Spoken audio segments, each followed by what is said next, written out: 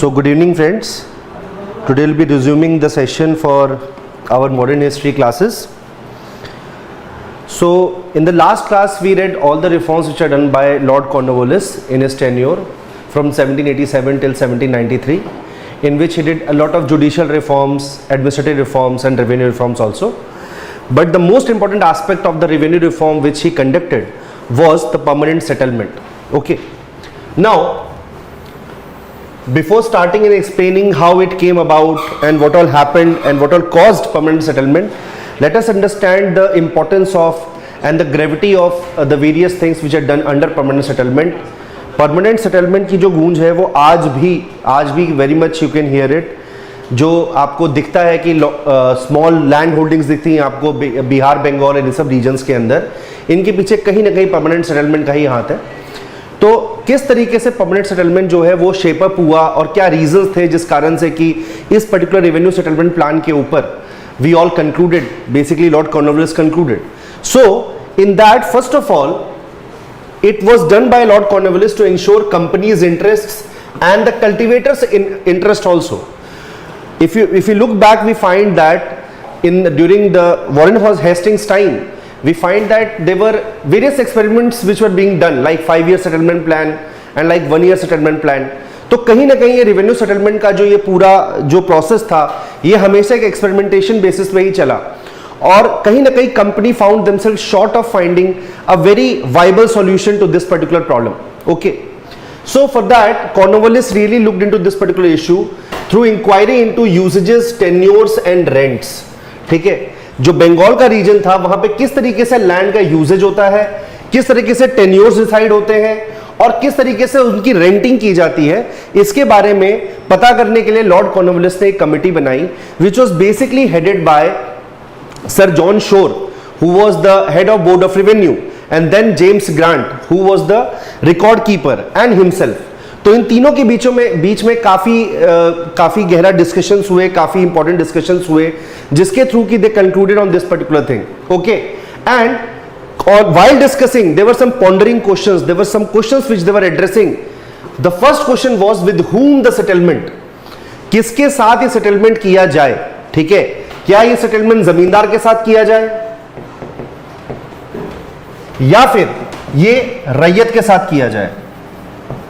रैयत मतलब जो लोग डायरेक्ट, जो पीजेंट्स हैं, जो फार्मर्स हैं, they should be doing settlement with the रैयत देमसेल्फ और the zamindars. This was the first question which they looked into और इसके अंदर कहीं ना कहीं डिफरिंग व्यूज थे. सर जॉन शोर और जेम्स ग्रांट के बीच में कहीं ना कहीं डिफरिंग व्यूज थे, क्योंकि किसके साथ सेटलमेंट किया जाए on this particular question the ownership of land was required to be discussed. Now John Shore suggested that the real owner of the land is the zamindar himself, but in that place the James Grant, the record keeper, suggested that no, the owner of the land is the company itself and the zamindar is just a rent collector.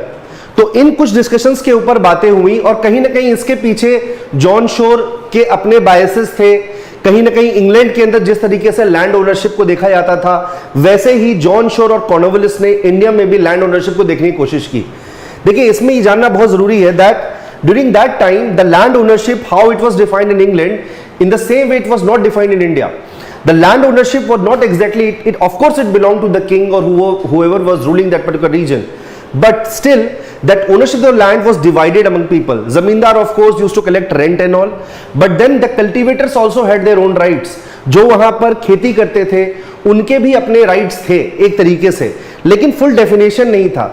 तो कहीं ना कहीं थोपने की कोशिश की of the English system on the Indian system यहां पर कॉर्नवालिस ने. ओके, और वो खुद भी एक जमींदार थे, तो कहीं ना कहीं मतलब लैंड ओनर थे in England itself. So that's why he thought why not implement the same thing, why not recognise zamindars as the land owners.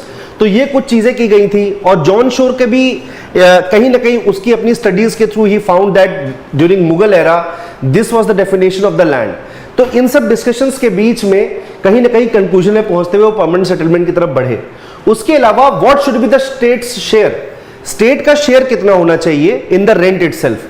जो भी रेंट कलेक्शन होता है उसमें what should be the share of the rent. अब ये decide करने के लिए भी they looked into a lot of records and all, but what John Shore found is that he said कि assessment जो है वो कहीं ना कहीं बहुत ही flawed है from the time itself, from the very from lot of earlier times. जो रेंट का जो असेसमेंट है वो ठीक तरीके से हो नहीं पा रहा है. तो ये जानते हुए कहीं ना कहीं उन्होंने खुद ही कंक्लूड किया कि हम खुद प्रेजेंट टाइम्स को देखते हुए कहीं ना कहीं रेंट असेसमेंट करेंगे. तो ये कुछ चीजें की गई और स्टेट का रेंट शेयर कितना होना चाहिए ये डिसाइड करेंगे. उसके बाद टर्म्स ऑफ सेटलमेंट क्या होने चाहिए. टर्म ऑफ सेटलमेंट कहने का मतलब ये कि जैसे वॉरेन हेस्टिंग्स ने 5 ईयर सेटलमेंट प्लान लेकर आया, 1 ईयर सेटलमेंट प्लान लेकर आया, तो उस तरीके से what should be the term of the settlement. So John Shore said that we should keep it for 10 years at a time. But Cornwallis had a different idea. He said it should be done permanently. इसके पीछे की सोच ये थी कि John Shore thought कि कहीं ना कहीं जो लैंड मेजरमेंट है, लैंड असेसमेंट है, वो ठीक तरीके से हो नहीं रखा है. So we should keep 10 years at a time this particular thing, and if we find some changes into that, we'll reform that particular settlement plan and will implement it accordingly. So इन reason से कारण किया गया था. But वहीं पे Cornwallis की सोच थोड़ी अलग थी. What Cornwallis thought is that this land assessment will take away too much time, and apart from that he also thought that the zamindars will not get enough time in the 10 year settlement plan to develop the area. जैसे कोई forest area है, वहां पे कटाई करनी है, उसको भी आपको लैंड रेवेन्यू के परव्यू में लेके आना है. तो इन सब चीजों के लिए what lord Cornwallis thought is that 10 years is too less a time. तो इस तरीके से कहीं ना कहीं कॉन्फ्लिक्ट्स थे, लेकिन जो कंक्लूजन फाइनली हुआ उसमें यह किया गया कि जमींदार के साथ ही सेटलमेंट कर दिया गया. जमींदार को ही उन्होंने ओनर ऑफ द लैंड माना और साथ में यह क्लॉज भी लगाया कि they will have to give 89% of the rent to the company itself. These were few things which came out of these discussions and all. Okay. Then Cornwallis decided to make settlement with the जमींदार itself. तो ये कुछ चीजें कर दी गई थी और zamindar recognise as the land owner. अब जैसे लैंड ओनर डिक्लेयर कर दिया गया तो कहीं ना कहीं रेंट्स भी डिसाइड कर दिए गए और 89% जो था वो रेंटल जो है वो स्टेट के पास जाना था और 11% जो था वो जमींदार के पास रहना था. अब यहां पे जब मैं जमींदार को ओनरशिप की बात कर रहा हूं तो यू शुड ऑल अंडरस्टैंड कि once a zamindar is made the owner of the land, then उसके जो आगे के आने वाले पुश्ते हैं वो भी जमींदारी के लिए एलिजिबल हो जाते हैं. ठीक है. इसकी जगह जो पुराना सिस्टम था ऑफ द हाईएस्ट बिडर, जो आपने पिछले गवर्नर जनरल के केस में देखा था, that even during Robert Clive's time or even after that Warren Hastings' time, there was a conflict between highest bidders and zamindars. Now who are these highest bidders? Highest bidders were those people who used to bid the highest amount that they will accumulate the maximum rent, the maximum revenue from that piece of land for the company. And in place of that, zamindars were also used to be doing the same work, but they were kept at the same status. But this changed after Cornwallis. Cornwallis declared zamindars as the owner of the land, and in case if they are not able to submit the rent amount, submit the revenue which they are supposed to be doing, then only their land was confiscated and auctioned accordingly. Okay, so these are few things which are done during Cornwallis's time. Okay, now let's get into what are the observations of the permanent settlement system. See, ये बहुत ही important portion है क्योंकि आपके exam से भी permanent settlement के advantages disadvantages आपसे explicitly पूछ लिए जाएंगे कई बार. It can also be question, it can also be asked implicitly in some particular question. You'll have to explain how permanent settlement molded the revenue settlement in our country. Okay, so let's get into the advantages of permanent settlement. First of all, the financial advantage. Okay, there was fixed and stable income. ये कुछ फायदे थे जो कि permanent settlement से आए थे to the company and the people itself.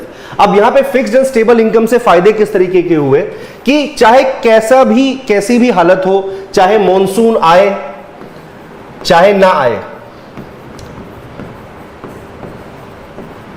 चाहे किसी और तरीके की प्रॉब्लम हो, एक स्टेबल इनकम कंपनी के लिए इंश्योर होती थी. और कहीं ना कहीं there was less confusion for the cultivators, for the zamindars according to how much revenue they have to be giving to the company itself.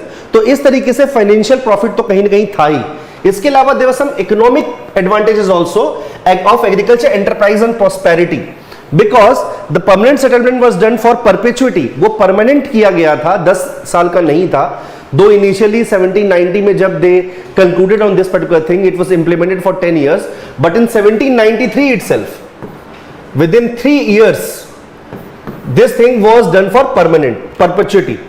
Okay, 3 साल तक तो they continued with 10 years settlement plan, but just after 3 years, not even after 10 years, they changed it into permanency.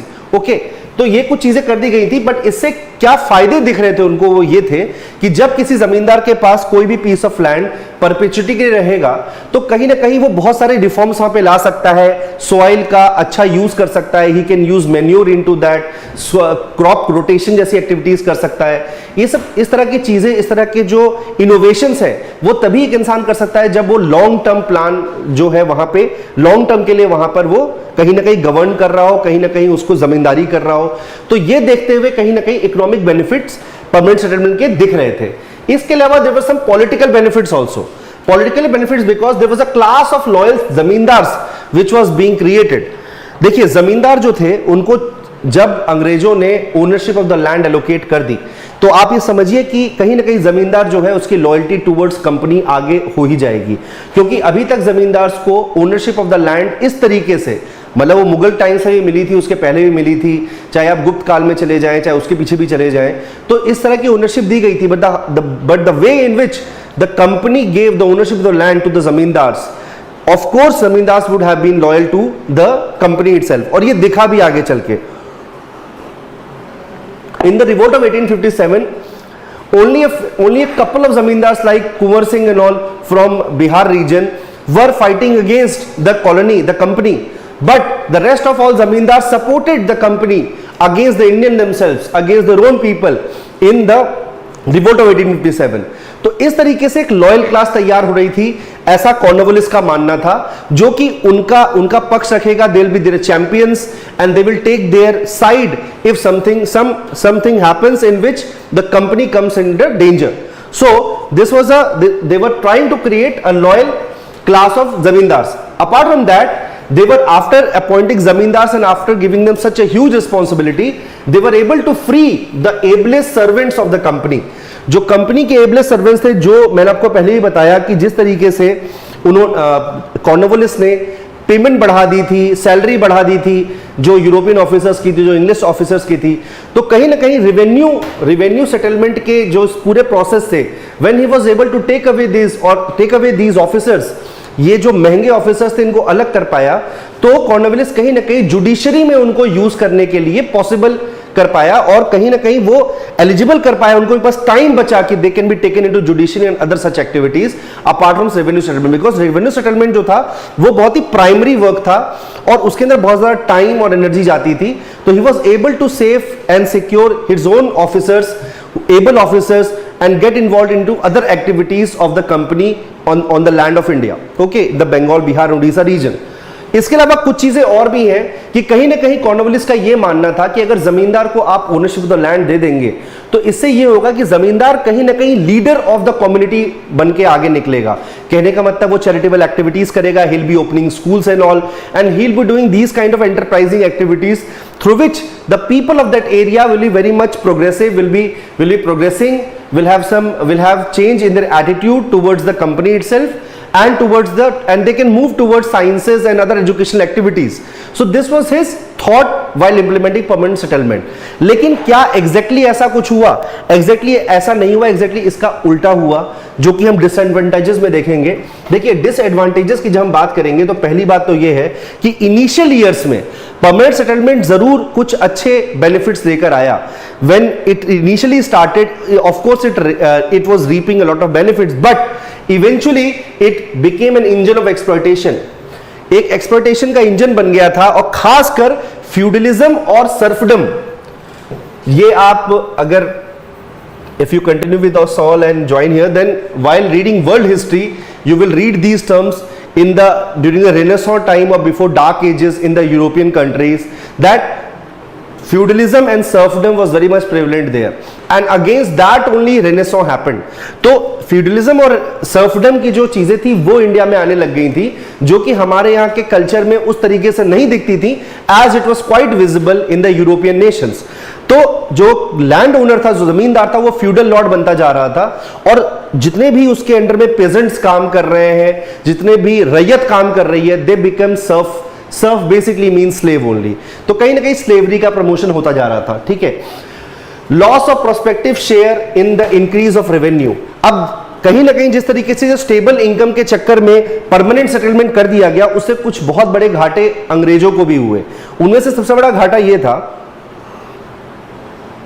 कि जब आपने एक particular revenue plan जो है उसे परमानेंटली इंप्लीमेंट कर दिया है, जो कि इफ यू वोंट बिलीव 1954 तक इंप्लीमेंटेड था, उसके बाद जो कुछ changes land reforms Indian government लेकर आई है, एक डेमोक्रेटिक गवर्नमेंट लेकर आई है, then only we were able to get away with and throw away the various permanent settlement measures which Cornwallis came about. तो ये इतना rigid था, ये इतना permanent था in its own nature कि कोई भी prospective increase in share जो है वो दिखता ही नहीं था. कहने का मतलब ये कि suppose कीजिए एक particular land है, वो वहां के पास के जो जंगल है या कुछ है, उसके ऊपर उसके प्रेजेंट स्टेटस के ऊपर एक पर्टिकुलर रेंट डिसाइड हो गया है, एक पर्टिकुलर रेवेन्यू जो है वो डिसाइड हो गया है. तो उसके बाद अगर उस पर्टिकुलर एरिया को आपने कल्टीवेबल बना भी दिया, तो भी उसका शेयर अगर रेंट वहां से बहुत ज्यादा एग्रीकल्चर, बहुत ज्यादा खेती भी हो जा रही है, तो उससे कंपनी को पैसा नहीं मिल रहा था, वो जमींदार ही ले रहे थे. तो कहीं ना कहीं एक घाटा था कंपनी के लिए, घाटे का सौदा था. इसके अलावा जो परमानेंट सेटलमेंट था उसने बंगाल के इकोनॉमिक प्रोग्रेस को पूरा का पूरा बर्बाद करके रख दिया. ये किस तरीके से हुआ? क्योंकि जब जमींदार को owner of the land decide कर दिया गया, तो कहीं ना कहीं एब्सेंटी लैंडलॉर्डिज्म के केसेस बढ़ गए. जमींदार बेसिकली अपने लैंड पे, चूंकि उनको एक फिक्स्ड रेंट ही देना है, तो इसलिए उन्होंने कोई भी इस तरह की एक्टिविटी में इन्वॉल्व होना जरूरी नहीं समझा जिससे कि उस लैंड का जो वैल्यू है वो बढ़ जाए. उन्होंने सोचा कि हमें एक पर्टिकुलर रेंट तो देना ही है, तो उन्होंने कुछ लोगों को वहां डेप्यूट कर दिया, जिसे कि सब फ्यूडलाइजेशन कहते हैं. तो वहां पे अपॉइंट कर दिया जो उनके नाम पे रेंट लेते थे और वो अंग्रेजों को वो पहुंचा देते थे. तो इस तरीके से वो पूरा जो एरिया का जो प्रोग्रेस था वो स्टैग्नेंट हो गया. क्योंकि जब आपके पास कोई प्रेशर नहीं है, आप कहीं ना कहीं ये सोच रहे हैं कि भाई एक स्टेबल इनकम तो आ ही रही है, एक स्टेबल लैंड रेवेन्यू हमें पे करना है, तो जब हमें एक्स्ट्रा पे ही नहीं करना है, तो हम क्यों इस तरह की एक्टिविटीज में पड़े जिससे कि हमें मेहनत करनी पड़े. तो हालत तो ये हो गई थी कि जो लैंड ओनर्स थे, जो जमींदार थे, वो शहरों में रहने लग गए थे और यहां पे उन्होंने अपने इंटरमीडिएटरीज रख दिए थे. कई बार तो ये हालत हो जाती थी कि वो इंटरमीडिएटरीज जो थे वो अपने भी इंटरमीडिएटरी रख देते थे. और there are instances where there are 50 intermediaries. Okay, there is a piece of land and there is a zamindar and there are 50 बिचौलिए हैं बीच के अंदर. एक बिचौलिया रखा गया, उसने दूसरे बिचौलिए का रखा, ऐसे करते करते 50 बिचौलिए एक ही पर्टिकुलर लैंड के ऊपर. अब देखिए इससे प्रॉब्लम क्या होगी? प्रॉब्लम ये होगी वो 50 बिचौलिए जो हैं वो जमींदार को तो खैर एक पर्टिकुलर अमाउंट रेंट दे ही रहे होंगे, इसके अलावा वो ये भी इंश्योर कर रहे होंगे कि उन्हें भी कुछ ना कुछ पार्ट मिले उस रेंट का. तो इस तरीके से कहीं ना कहीं एक्स्ट्रा एक्सप्लॉयटेशन हो गया था. ठीक है. और जो पेजेंट्स थे उनके साथ तो डबल इंजस्टिस हुआ था. ठीक है. डबल इंजस्टिस का यहां पे मतलब यह है कि एक तरफ तो क्या हुआ, एक कन्वेंशनल, एक कल्चरल जो लैंड ओनरशिप है उनके पास थी ऑफ कल्टीवेशन एंड ऑल, वो चेंज करके कॉर्नवालिस ने लैंड ओनरशिप कंप्लीटली जमींदारों को दे दी. तो यहां पर they lost the ownership of the land in what ever way it was possible earlier. पहला प्रॉब्लम तो ये हुआ. दूसरा ये हुआ कि जमींदार जो थे उनके पास इतने पावर्स आ गए बट रिस्पॉन्सिबिलिटीज नहीं आई. तो यहां पे प्रॉब्लम ये क्रिएट हो गई कि जब भी कोई पेजेंट, जब भी कोई कल्टीवेटर या रैयत का कोई भी इंसान जब एक पर्टिकुलर रेंट नहीं पे कर पाता था, then the zamindar used to evict that particular person. तो पूरी तरीके से the person, the cultivator, the peasant was dependent on the zamindars whims and fancies. तो इस कारण से कहीं ना कहीं डबल इंजस्टिस हुआ. जो एक्चुअली में जो लैंड टेलर्स थे, जो जमीन पे उगाही करते थे, जो जमीन पे किसानी करते थे, उनके साथ कहीं ना कहीं दो तरह की इंजस्टिसेस हुए उस पीस ऑफ लैंड पे.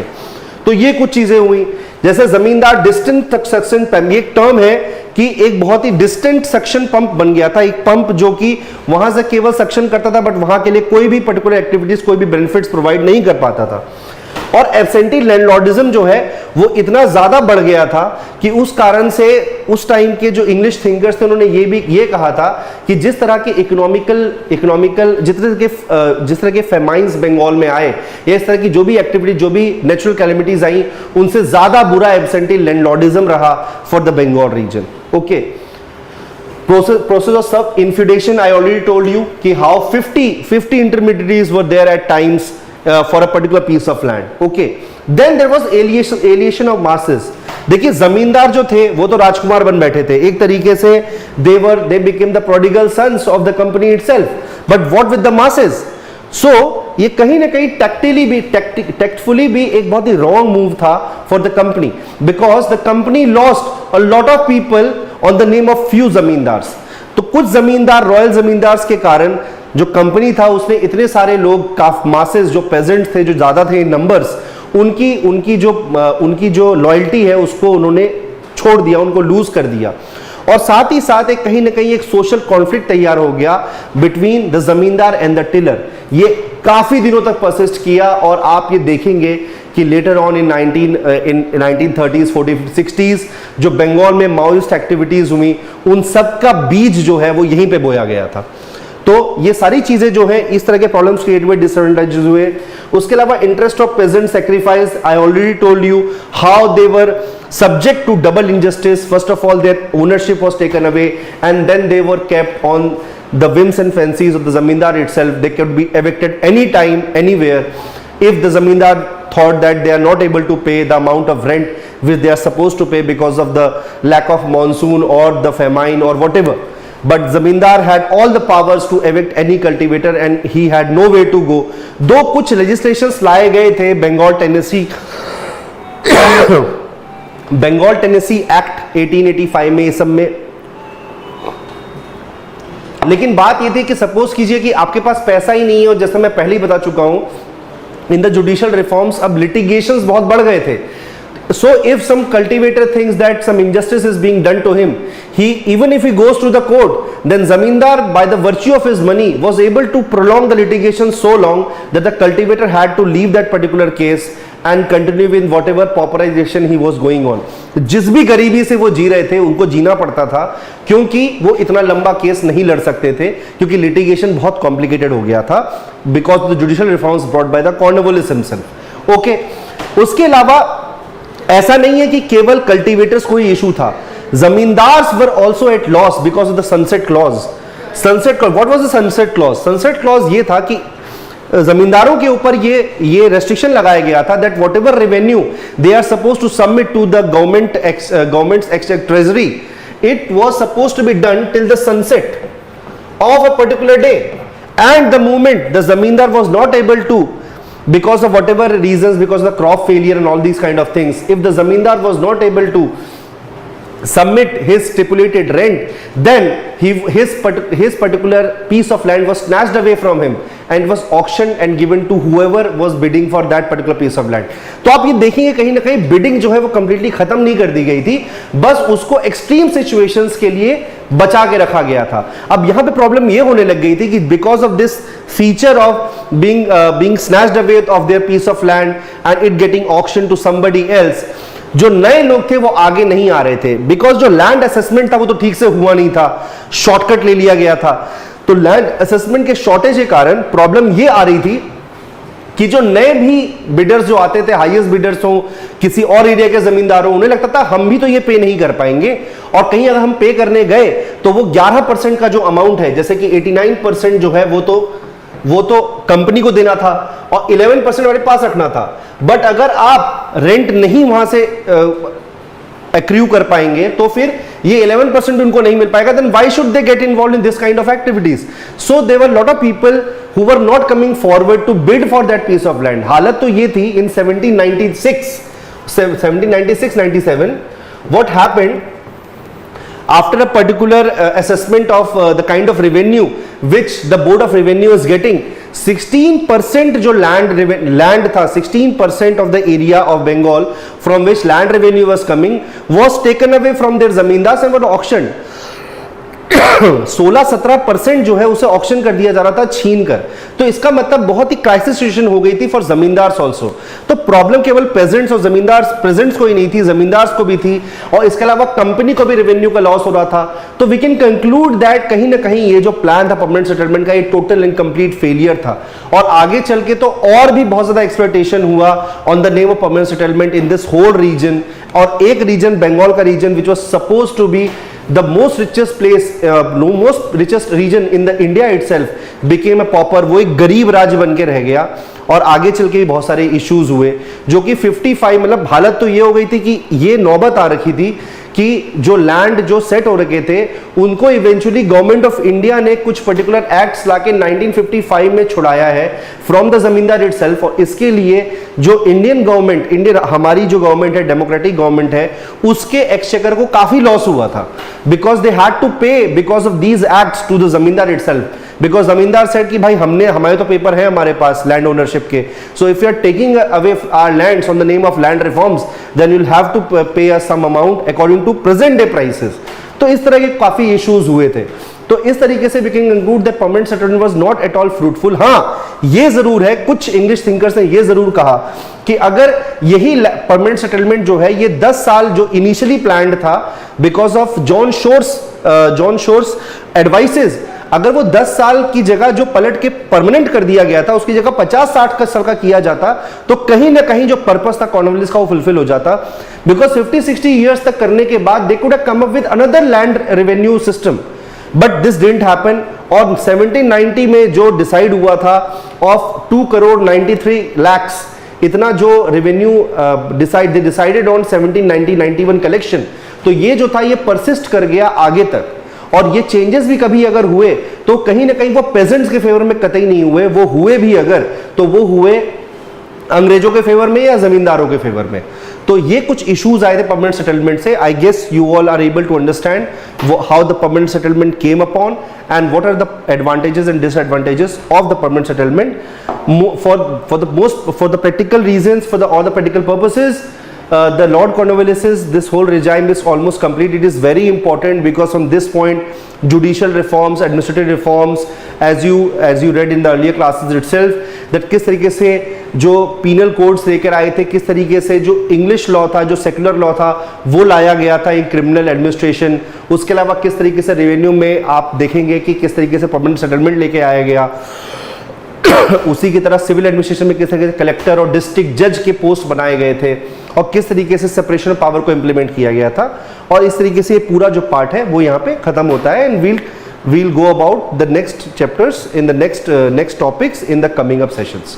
Okay, thank you.